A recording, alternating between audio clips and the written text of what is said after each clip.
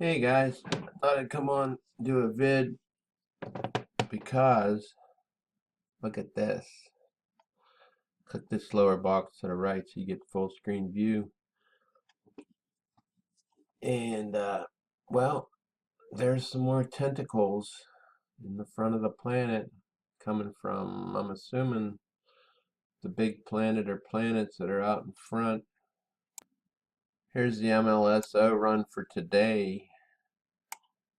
Got about 50 plus images. Looks like they haven't really sanitized it yet. What I mean by sanitized is I think somehow they pull off the inner layers, lower altitude layers. I don't know. That's what I'm thinking. This stuff looks like it appears to be in front of these big objects, which one or more of which are laying out these interplanetary magnetic field lines, these blue lines. Now we've been seeing them flirt in here quite several times. I've showed you. You can see them on almost every run. And of course you see them stacking up in front of the planet. I mean, you can see all the little feelers poking through here. There they are stacking up from time to time in front of the planet. But there's been a lot of voids lately. There's a whole bunch of them there. I was just checking everything out. And looks like the magnetosphere is looking pretty strong right there at that point. What I think's happening is, well, the solar wind speed's coming up. So I'll show you that in a minute on Discover. So that suggests, but the phi angle connection is still showing a strong backside connection with Nemesis. But I'm postulating that since the solar wind speed's coming up from the sun, that perhaps this connection's getting weaker. And I guess you can see it is dropping down some. So it used to be up at 345, 337, 364. Which indicates, well, 364, that's above 360, 368. So we've been running a pretty strong side, very strong backside connection with Nemesis for the last several days. It looks like it might be starting to drop down. And as you can see, as it drops down, the solar wind speed picks up because this Nemesis connection, which I was trying to explain this morning, or put forth the idea anyway, that it was pushing with higher voltage or amperage, whatever the correct terminology might be, back from Nemesis through the Earth, through the big planet, and back toward the sun. So that was slowing down all the solar wind speed. So I showed you on Enlil, and here's the 16th. These are predictions they make. They had predicted that the radial velocity was going to be well over 500 today. Well, there's the 16th. So yeah, well over 500, close to 550 at the start of the day, and it's still supposed to be above 500 even at this point in the day, late point. But of course it's not. That's because I'm postulating that the amperage or voltage pressure from Nemesis in the back and its solar wind is pushing everything back toward the sun. But it really wasn't piling up the density too much.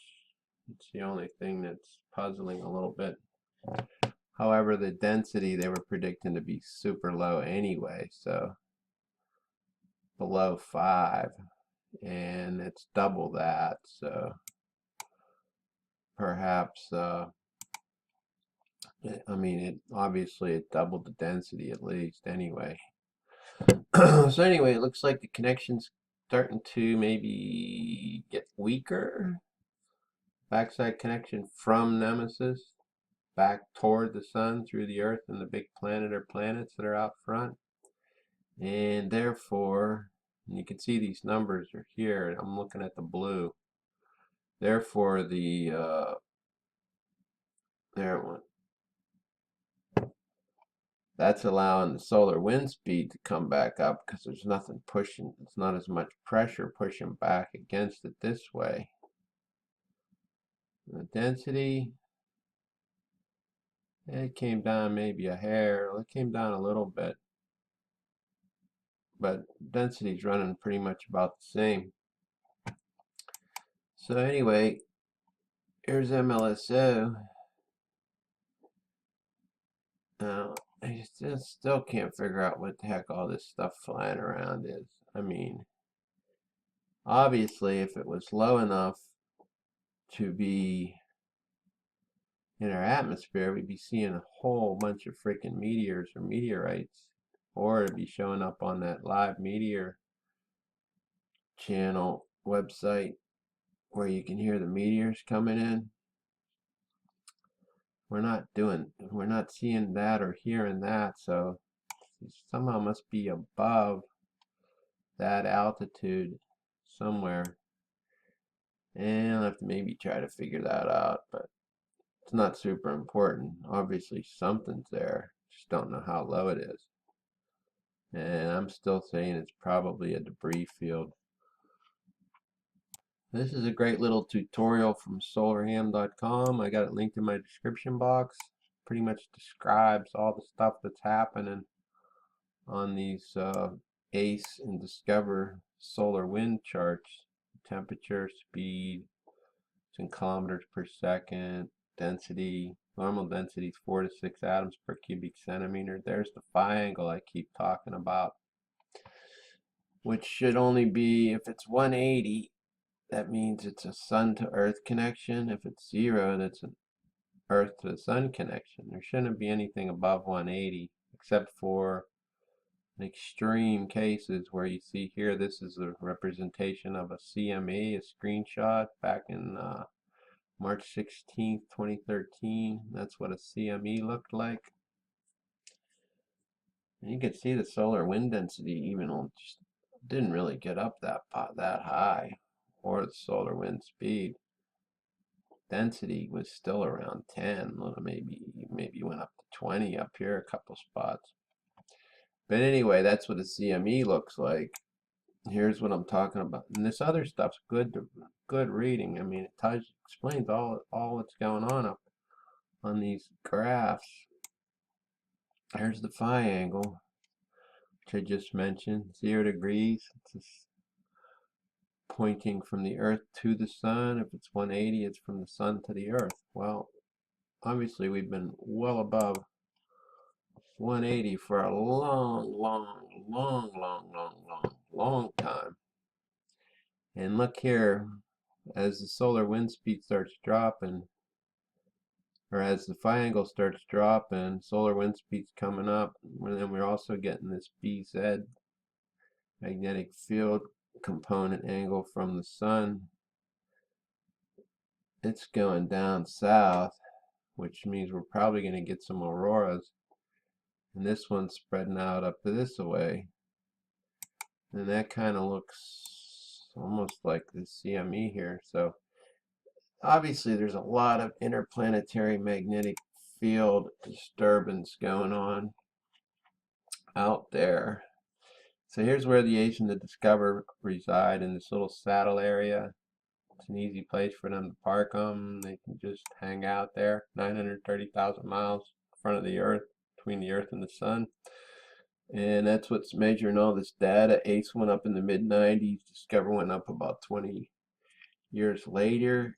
And they both do the same thing, but I'm sure the Discover instruments are much better. So anyway, only saw one high solar wind number so far, so it looked like we're going to have another event tonight. There it is, 10:34. That's at 22:31. Usually things start kicking off after midnight, so I'll have to monitor that. But basically, this is the only reason why I did the video, was this here. 10:39. Because if I didn't do the video now, would have lost it by the time I was ready to do another one.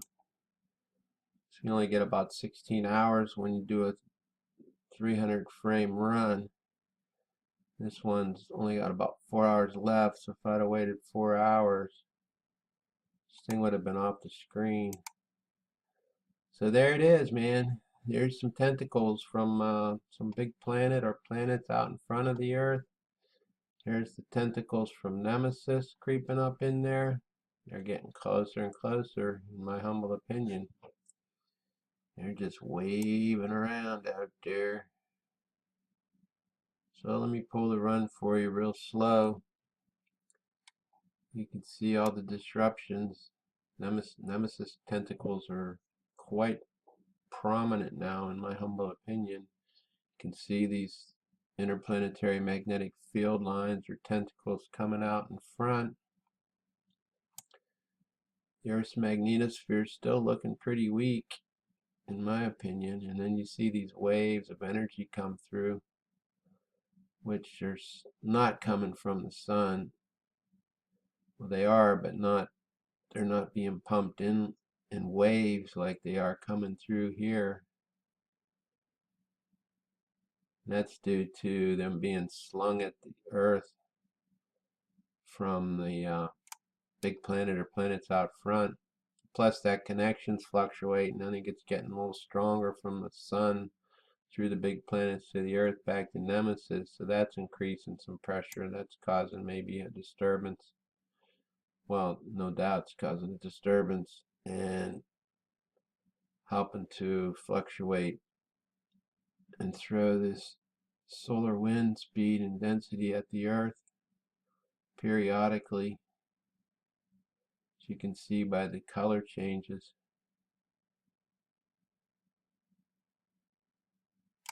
Alright, get them running together. If we can come back here again one more time, I'll show you Geospace. The pressure's up, man. It hasn't been up this high in the last several days.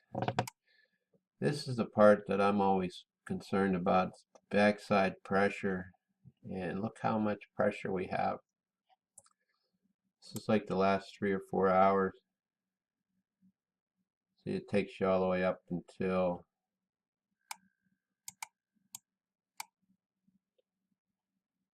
just after midnight. Here, this is the density. Now, the density is what causing our CMEs or mimic CMEs when the transformers blow. You can see how much density is piling up behind the planet again. It hasn't been like this for the last several days. So, I don't know how long. And there's the velocity. That's picking up. I haven't seen these greens around too much. I'm not sure how to read this. The minuses and the pluses and the greens and the reds, but blues and whatnot. But anyway, it's looking a little hairier to me. A lot more green showing up. And you can see the fluctuations. So, I mean, this is what I'm concerned about. Did you see these false bow shock in the back here? Broken line. You can see it's getting knocked around quite a bit. And this is the 4 million electron volt Falk radiation belt. So normally you don't see purples and blacks. They're back again. And then the white, pure whiteout, I think that's just energy that they can't even read. This simulation can't even read. This is all around the planet. I mean, it's not really coming in. Well, it's definitely coming in below the geosynchronous satellite area, 22,236 miles, but it's not getting into our lower atmosphere. There's no plasma like I see some people trying to suggest. It's just simply extra solar wind density coming through it sometimes. If it was plasma, if it was this blue plasma coming to the planet, we'd be fried, folks. So it's not plasma. But anyway, I'm running out of time. God bless. Check it out later. Maybe make another vid. Peace, and I'm out.